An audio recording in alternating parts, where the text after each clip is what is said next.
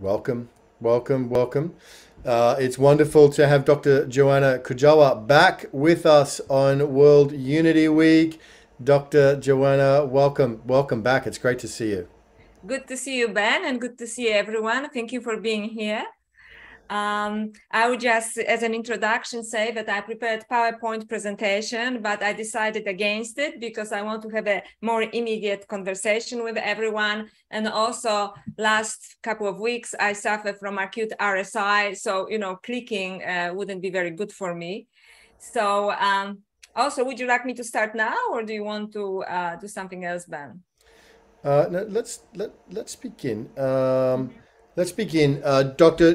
Joanna, you've been busy since we were here last. Back in World Unity Week, you've had some great presentations. I think it might have been in the first year where you did a beautiful presentation as well, also on the divine masculine and divine feminine, the balance between them. And since then, you've gone out and written a brand new book. And this is what we're going to be talking about today, the Goddesses of Eros, reclaiming our sexual self. So, Joanna, tell us about the work of writing this book and what inspired you to write it.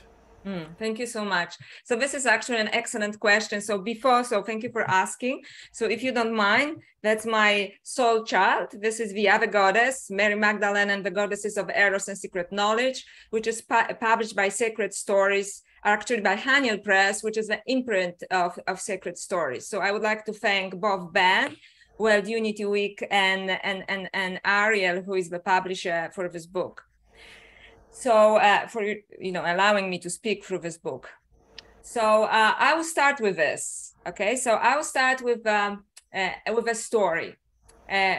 Some people may wonder perhaps about my my accent and so on. At the moment, I live in Brisbane, Australia, and I travel a lot. But I was born in very communist and very Catholic Poland.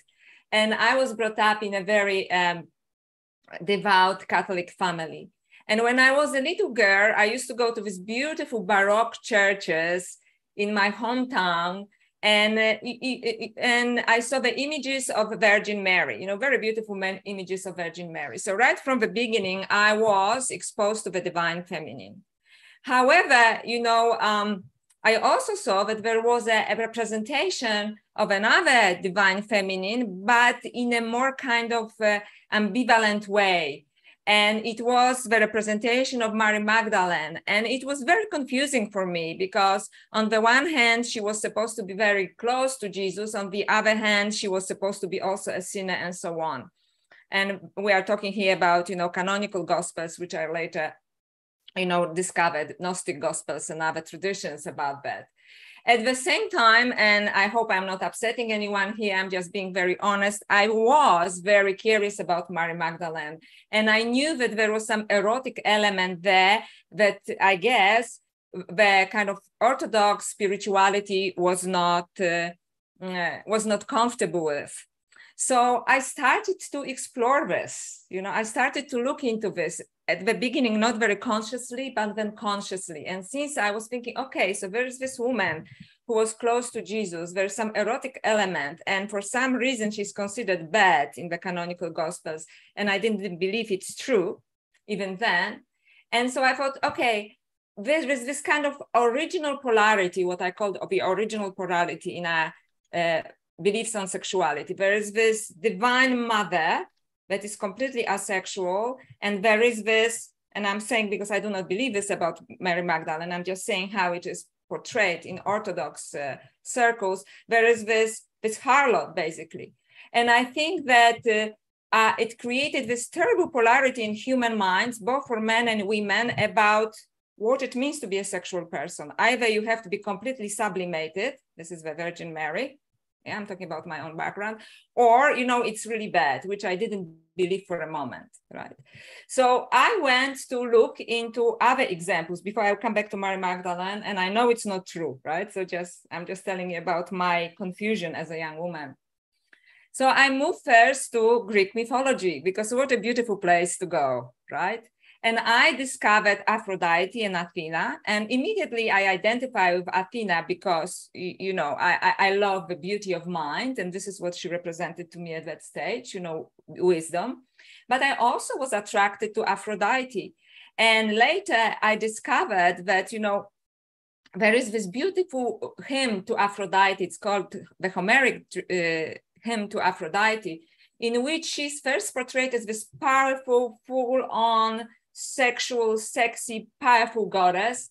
But as the poem goes, you know, she loses her power completely, and her power is being usurped by Zeus. And I started to think that this actually really well represented female sexuality especially, but also our own sexuality. I will talk about men as well. And I really encourage men to ask questions about it too. And because I noticed that from my own experience and observing my other friends, that like in this particular poem about Aphrodite, women lose power very often once they're in a relationship, unless they subscribe to this mother paradigm, right? And then they're also boxed into the mother paradigm, you know, I have to be a mother and or the other woman, you know. So that was interesting. I thought this actually says some truth about our relationships and our relationship with our sexuality. So just to move away from mythology for a moment, I was thinking, how can I explain it in terms which I do it in the first part of my book, which is very personal, in terms of our lives. So I talk about, for example, the romantic trap. How do we actually fall? You know,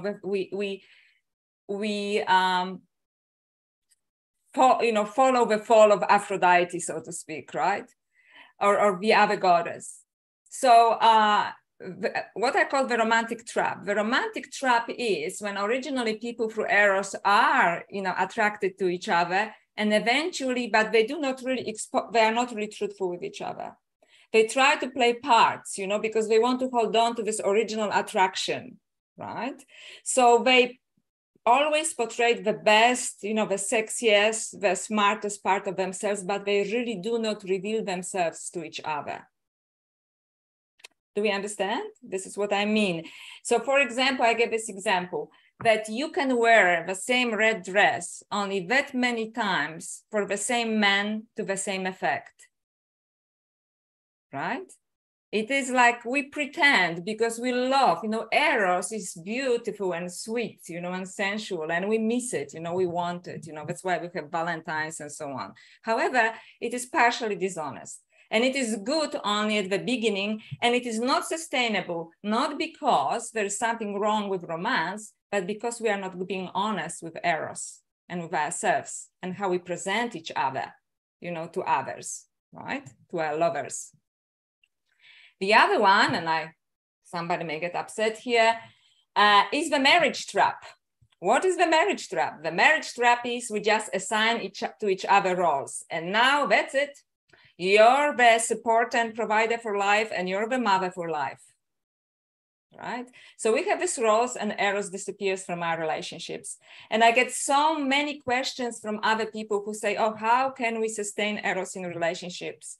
And I say, well, you have to be honest with each other. You have to be honest with your own erotic desire. You have to express this erotic desire to each other, talk about it. And also, you have to do not agree just to playing societal roles. A woman is a mother, but she's much more just than a mother, right? And women often tell me that, you know, once they marry, they have children, men often even loses or believe that they lost a sexual desire for them because now she's in this mother virgin box. And other women, the other goddess, like my book, are the attractive women, right? So that's the marriage trap. When we buy into subscribed roles, it's a little bit like the romantic trap, except that, you know, in a different direction. Now, but this is not the only way to be with Eros, fortunately. So another way of being with Eros is the erotic connection. And I collected many testimonies from many people when I was writing my blog. who told me the stories of beautiful erotic connection and how erotic connection is different from the romantic trap, right? So I'll tell you, I'll give you an example of someone. It's not my example, but I hope you'll be able to relate to this. Erotic connection is when you do feel this beautiful pull of Eros towards another person, and the other person feels the same beautiful pull towards you, but you are completely honest with each other. You're completely honest with yourself. You are prepared to bare your soul to the other person. You show your beautiful and your ugly parts. That's a hard work. This is not pretending. It's not wearing dress and, stilettos all the time. It is also, being honest with each other.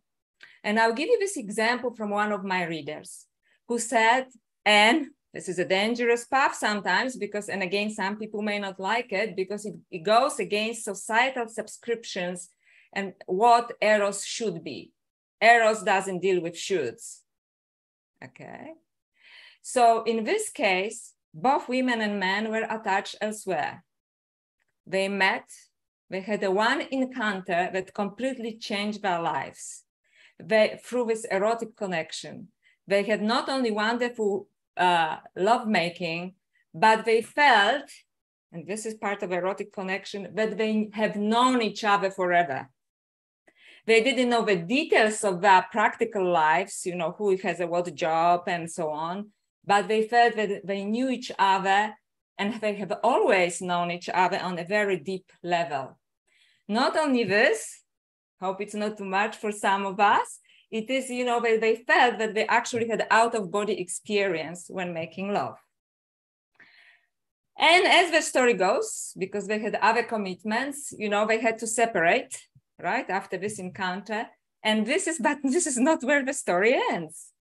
So the woman tells me that 2 decades later, she was alone at this stage already, and she took a course to be a celebrant.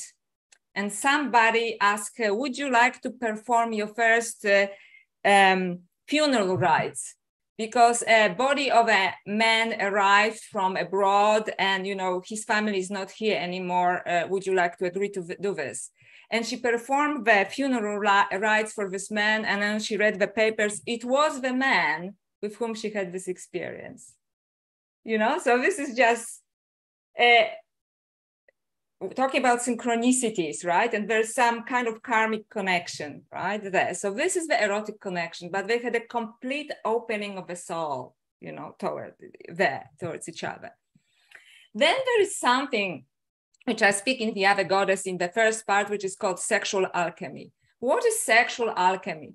So very briefly, before I move on to mythology and spiritual beliefs, sexual alchemy is the more conscious, ritualistic approach towards this, which means some esoteric traditions, and they exist in pretty much all, on the margins of all spiritual traditions and religions, as esoteric teachings and hermeneutic teachings that use, sexuality for the expansion of consciousness and actually provide us with rituals that we can use. However, I should make maybe a note here that these rituals are not for improving our sexual life, and this is what sometimes people ask me. They are for expansion of consciousness to unite with the cosmic consciousness through the power of Eros, so to speak. I don't know if there are questions now, or should I just move on? Yeah, should I just move on? Yeah, okay, fantastic. So I started, because that's why I call myself spiritual detective. And if anything, I am really committed spiritual seeker. I started, and a scholar. So I started to look for the traditions, are there traditions like that? So before I stumble upon Gnostic Gospels, which I discuss in a moment, I first move on to esoteric Hinduism and esoteric Tantra.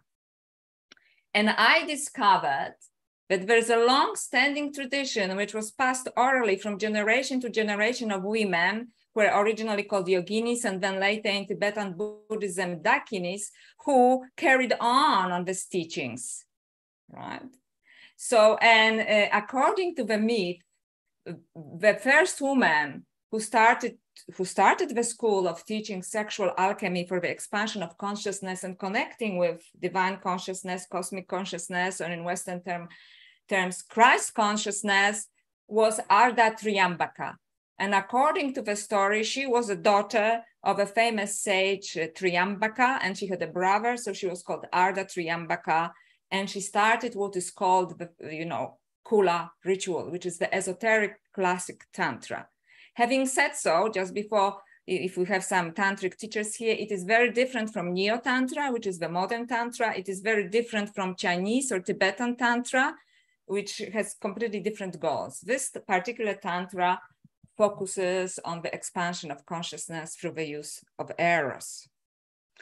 So this tradition was oral until the 10th century, when Indian philosopher Abhinavagupta wrote his famous work, Tantra Loka, or The Light on Tantras. And in chapter 29, he discusses exactly that, the Kula ritual, which is the use of sexuality for the expansion of consciousness. So in this case, and this is what is sexual alchemy, and again, it is not about improvement of our sexual lives. Okay. Somebody tells me to slow down. Okay. It is not about our sexual lives. It is about, it is more about exactly, about expanding your consciousness, right? Through the use of sexual rituals. I'm sorry, I lost my train of thought right now.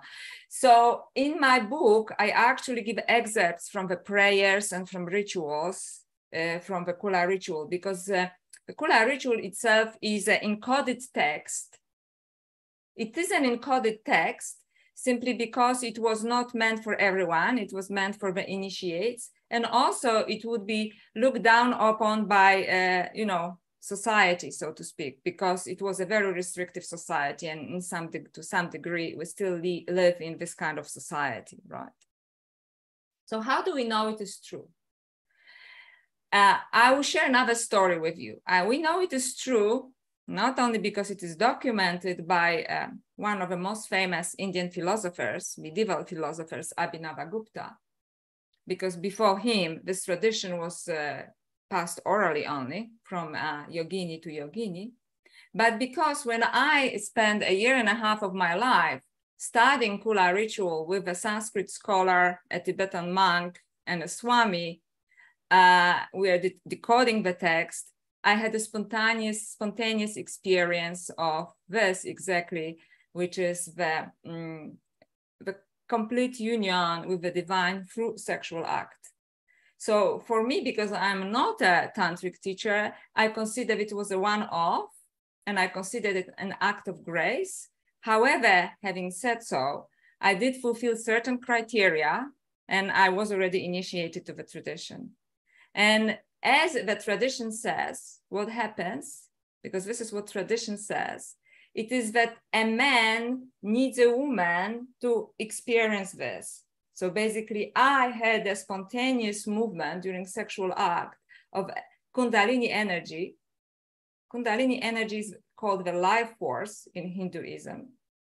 And how do I know that it was this? Because it was a conscious energy. It is like something that is you, but it's wiser than you. It's starting to move along your spine and explodes first in your heart, and then moves to the top of your head and explodes there. And it is also a very conscious energy. So it's not some orgasmic energy. It is very conscious energy. You know that something absolutely amazing and special is happening to this. And if this is happening in woman's body, then the same energy starts to spill on the man, and he starts to have the same experience. So that's why this tradition, the Kula ritual, honors female sexuality, because the woman, as they call it, is the ladder to enlightenment through sexual act. So this is Kula ritual. Any questions so far, or should I? As I said, I'm not afraid of I'm not afraid of personal questions. No? Should I continue? Angelina has a question, I think. Just a quick question. When you say Kula ritual, can you spell that? Is it K? Kula. Okay, thank you. Yes. That's what I thought. It is chapter 29 of Tantra Loka. It is heavily encoded. That's why I was trying to kind of retranslate it in my book, because we spent a year and a half, reading it with a person who actually translated it, a Sanskrit scholar. But I'll give you an example. It is like Rumi's poems, which in many ways are highly erotic and spiritual. But until Coleman Barks, whoever translated Rumi, it was just like, because they translated the grammar, and it was just like, like, what is it all about? And then Coleman Barks, who is a poet himself and a scholar, was approached by a Sufi leader. And he said, somebody has to give wings to these poems because it is disaster. What's happening with English with Rumi. And he translated with this beauty, erotic beauty and now that's why everybody loves Rumi, because of Coleman Barks. Yeah, and now it's really beautiful in Canada and other countries. I mean, Canada is that the scholars are starting to take it back because it's been so accepted. The scholars are starting to take it back and do better translations to put back in some of the stuff that Coleman Barks didn't have. So I know that's a tangent. I'm sorry, but it's just so exciting. Multicultural. I know, but he just did his part, adding the erotic element, for which he was heavily criticized, because we have this again, when I'm talking about the original polarity, virgin, harlot.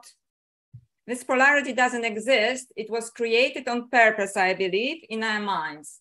And I will argue to the last moment of my life that it was hijacked. The tradition, the lineage of goddesses were hijacked for whatever reason. And nowadays, we hear a lot about some dark powers using sexuality for power, and they probably do. And why? Because they know it's powerful. So I say, why don't we use it for the good? Because it was meant to be used for the expansion of our consciousness. And for millennia, people were doing this. But perhaps it is a wild, sweet, erotic, and wise and spiritual energy, and a difficult to control for some, when people thought, no, you're not ready for this. And I say, well, if we are not ready, why do we have all of these traditions resurfacing? Why women and men? I must say that men are the most, excited readers about this book, very often. Yeah. Why these traditions are resurfacing? Because we are ready. We don't want to be treated as children. Okay. We are here to honor and claim our sexuality. We are tired of this fractioned, attitude towards you can be either spiritual or sexual. And it creates a schizophrenia. And I'll tell you, because I was in the past a scholar of, early Christian church and continue now in a more independent way, I had the privilege of reading letters of desert fathers and so on. And I'm telling you, they were completely often demented because they couldn't deal with our sexuality. So Saint Jerome would say, I don't understand. I am in a desert, eating nothing but one date per day. And I still see, beautifully breasted dancers in Rome. And when I was reading it, I was thinking, perhaps because you're not supposed to suppress your sexuality, perhaps because you are here to use it in a conscious, beautiful way. And I say that from a strictly spiritual point of view, there's lots of talk nowadays about ascension. Do you think you can ascend while rejecting very important part of yourself? You are not going to, because you have lots of growing to do. So I'm not saying that we should, you know, just go around and have sex. This is not what sexual alchemy is about. I'm saying we have to honor our sexuality and use it for what it was meant to be used. Why? You know, it's meant to be pleasurable. Okay. But, you know, we completely misuse it. And I just want to say that, yes, it is a given that men had always more sexual freedom than women. That's given. Okay. There's nothing to argue here about. But men were also not taught how to honor their sexuality. Men are equally demanded by this, what I call original polarity, you know, wife, mother, harlot, the other woman kind of thing, right? So this is, we are all suffering from this polarity. So if there are no more questions, I'll move more back to Mary Magdalene, maybe. So that was my path, and I was happy with this, you know, and I have a actually experience of cosmic consciousness through that, which I consider a great act of grace. And then I was invited to go to Jerusalem by two friends with them. And there, in the church of Mary Magdalene, it was Eastern Orthodox Church in Jerusalem on the Mount of Olives, I saw this different representation of Mary Magdalene. She stands there as a figure of power, with her hand extended towards us, with an egg in her hand. And although I know what the medieval tradition talks about, you know, and about her giving an egg, I thought, what if Mary Magdalene here actually represents a form of wisdom, the feminine form of wisdom, of divine consciousness that we have forgotten. And before I move to Gnostic Gospels and the Gospel of Mary, I would like to also say that I looked into the lineage, I started to look into the lineage of Western goddesses that were represented in a similar way. And I started with goddess Nimna, which is a Sumerian goddess, which is portrayed in a similar way. She's sitting, it's a very beautiful portrayal, and Joseph Campbell actually talked about it as well in his books on feminine divine. When she sits like that, with her hand extended, with a fruit of life and wisdom, extending her hand towards humanity, behind her, there is an upright serpent, and we can guess what it means, because I come from a tradition of esoteric Hinduism. For me, it represents the Kundalini energy, which is the feminine energy. Other people who do more esoteric research, they say that it may have to do something with our DNA, like the helix of our DNA and so on. And next to her is also the tree of life standing there, which also represents the portal between dimensions or life and death. Next goddess, I really love her, is goddess Inanna. Goddess Inanna is portrayed in a similar way, with a serpent in her hand, sometimes, which is also considered wisdom or the portal between different dimensions and life and death. Goddess Inanna, like Mary Magdalene also, was responsible for resurrection of herself and her lover, Dumuzi or Tumus, depending on translation. And her priestess, high priestess, Enjuenada, who was a daughter of a king and she was a high priestess, wrote beautiful poems, beautiful erotic and spiritual poems, in which she channeled goddess Inanna. And I have some translations in my book as well, you know, and they are beautiful. If you can think about erotic poems that are not sleazy, but they're full of sensual beauty, you know, they are her poems, right? So I really encourage you to look there as well. Then we have Egyptian goddesses, Hathor, for example, who is actually, lots of scholars argue that she was a prototype for goddess Isis.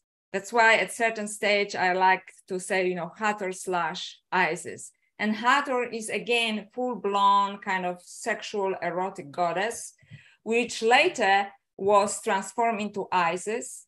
And with the arrival of the Roman Empire in Egypt, she was more and more pushed towards the mother archetype, you know, represented with Osiris, her husband, and Horus, the child. And by the way, the Black Madonnas of Europe are portrayed, are exact replicas of Isis representations from early Roman Empire. You know, so this is the Isis with Horus. Horus is facing the world, and the same like the Black Madonnas. She and Osiris and Horus looks actually as a child, but you know looks adult, meaning it's like a mini man. And the same in Black Madonnas. This is how Jesus and Virgin are portrayed. And but there's an argument there that it's actually Virgin Mary, and I'm aware of that. So this is Isis, and Isis also obviously was involved in the story of resurrection because she briefly resurrected her husband Osiris to conceive a child with him. So, so I looked into this Western lineage of these goddesses as well, you know, who are fully erotic goddesses, but also somehow held the key to the movement between dimensions, or, you know, between ascension and between death and life. And when I was doing it, actually, as I was going to Jerusalem, I was giving the Gospel of Mary Magdalene. My favorite translation of the Gospel of Mary Magdalene is by a French scholar, former Catholic priest. Nowadays, he's a, I think, Eastern Orthodox priest, Jean-Yves Leloup.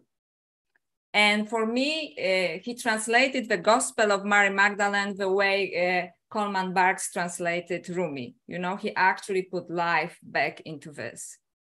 And there, as in other Gnostic Gospels, I have learned that indeed, Mary Magdalene was portrayed not only as the favored disciple of Jesus, the most advanced disciple of Jesus, but also as his partner. So, for example, in the Gospel of Mary, Gospel of Philip, which is a Gnostic Gospel discovered in Nag Hammadi in 1945, Mary Magdalene is called koinonos, which means the partner or intimate partner of Jesus. In all Gospels, such as not all Gospels, in Gospel of Mary Magdalene, in Gospel of Philip, another Gnostic masterpiece, Pistis Sophia, and others, she's portrayed as his favorite disciple. In Pistis Sophia, which is a dialogue between Jesus and his disciples, disciples ask 42 questions to Jesus. Out of his 42 questions, Mary Magdalene asks 39. And Jesus answers all these questions, and Peter gets upset. In all of his Gospels, people get upset with Mary. Peter gets upset and he says, why do you even talk to this woman? She's a woman, right? And Jesus says, because it was a misogynistic society, let's face it, right? And Jesus says, Peter, leave her alone because she's infused with spirit. Gnostics believe, just to round it up, Gnostics believe that Jesus gave 3 levels of teachings.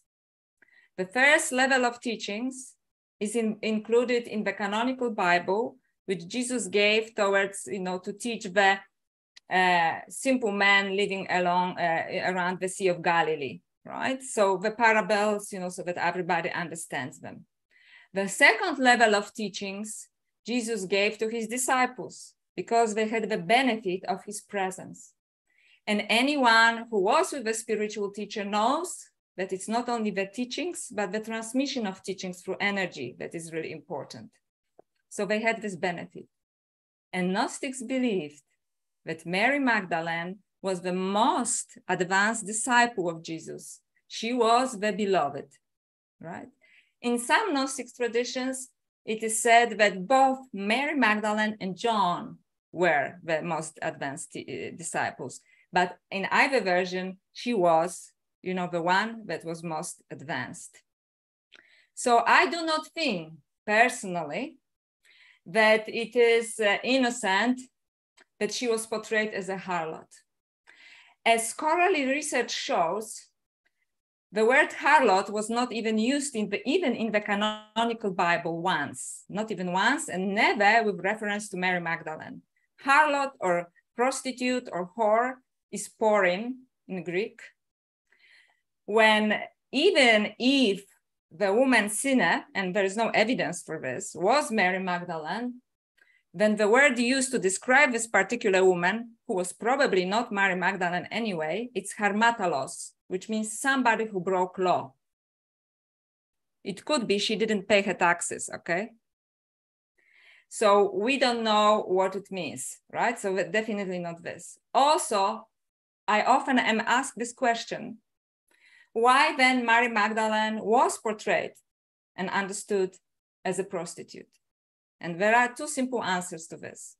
One is that in 591, Pope Gregory I either made a scriptural mistake or just didn't like, women, I don't know. He conflated the woman sinner with Mary Magdalene in Homily 33. And in 1969, the Catholic Church admitted that there is actually no proof in the scripture for this, that it's a one and the same woman. Plus, this woman was not a prostitute to start with, even if it was her. Next one is, which is perhaps more innocent, is that in the 4th century, there was Mary from Egypt, who was a prostitute, and she converted to Christianity and went to the Holy Land. So I think that what could happen in the medieval mind, they were not strict on facts, but they conflated Mary Magdalene from the scriptures with the Mary from Egypt 4 centuries later, who was indeed a prostitute. So it could be one of the explanations. Any questions so far? Because I saw there was something going on in the chat, and I don't know how much time we have. I put on my glasses. Joanna, you've got about 10 minutes left. And one question was just, you mentioned 3 levels. This is from Angelina. One is the parables, 2 is the disciples, and she may have missed the third level. The third level is for his most advanced disciples. And he considered, the Gnostics considered the most advanced disciples either Mary Magdalene or both Mary Magdalene and John. Yeah, thank you. So I have a question. You had mentioned the Syrian goddess before Inanna, and yes. I missed who you said that was. Assyrian or Sumerian goddess Nimna. Right. Nimna?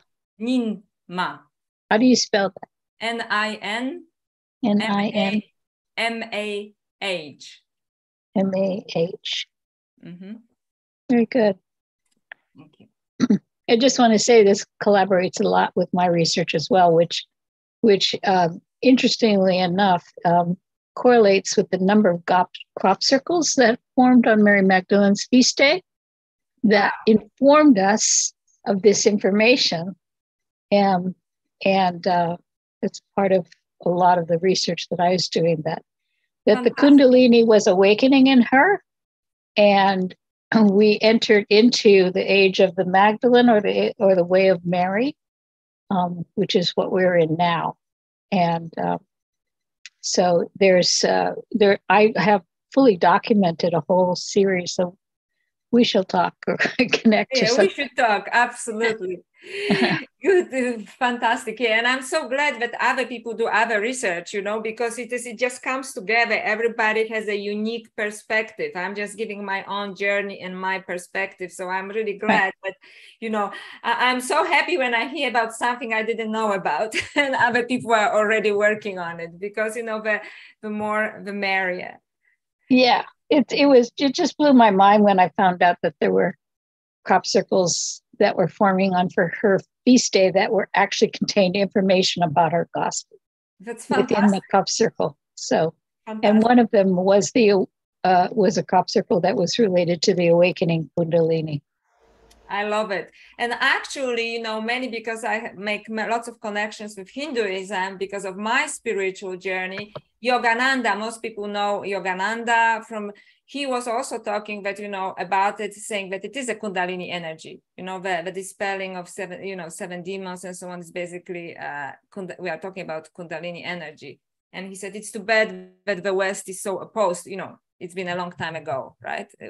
We are not opposed anymore, I would say, to this idea, because it will help us to understand a lot from Western scriptures. Yeah, and this whole notion and idea that she, in the Gospel of Mary Magdalene, where she had the vision, and the vision allowed her to know she was one with God. So she achieved the Godhead. She achieved that full expanded state of consciousness where she and God became one, and she knew she was one with all. And that's what's really set her apart. And we've lost the modeling for that. Exactly. Because of the suppression, which has just been horrific. That's right. We lost this model. And in the Gospel of Mary, she talks about it.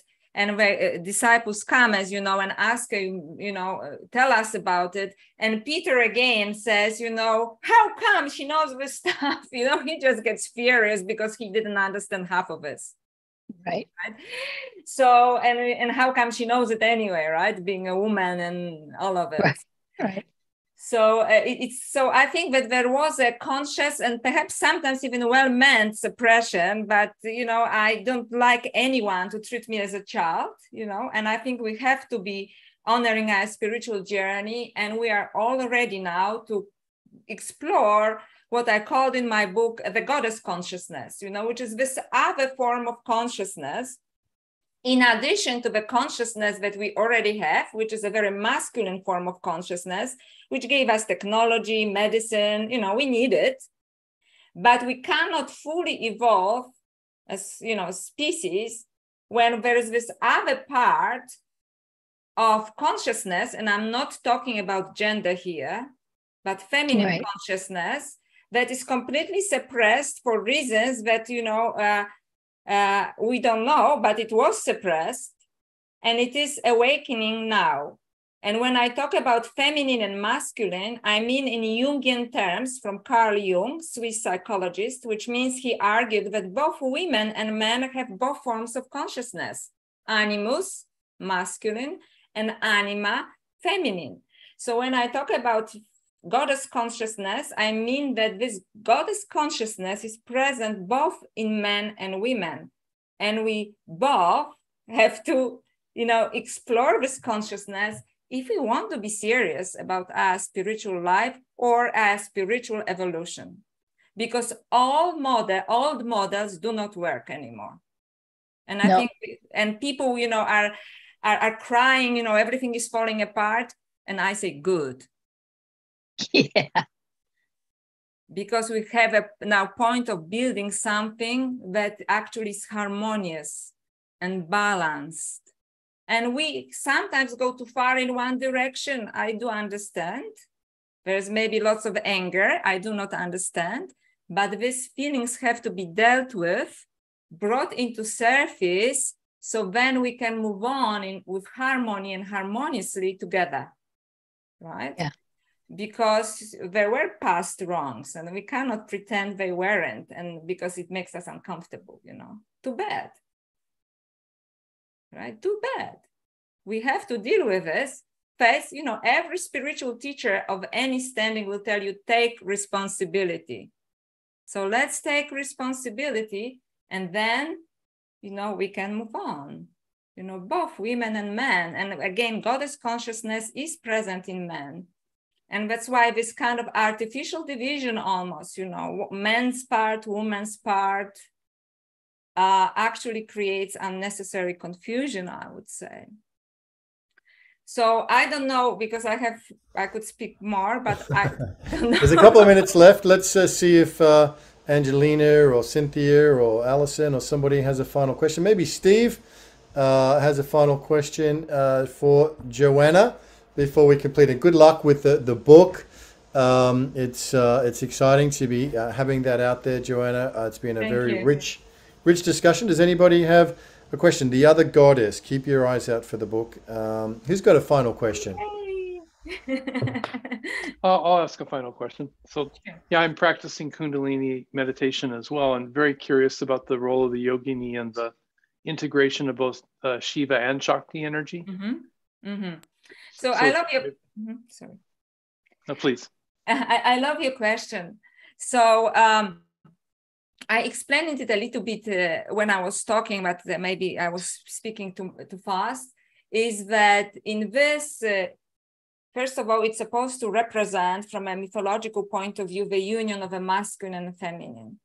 And it benefits the opening of consciousness for both women and men. Now, according to the Kundalini tradition that I studied, which is esoteric Tantra from Kashmir Shaivism, so it's a particular form of Tantra.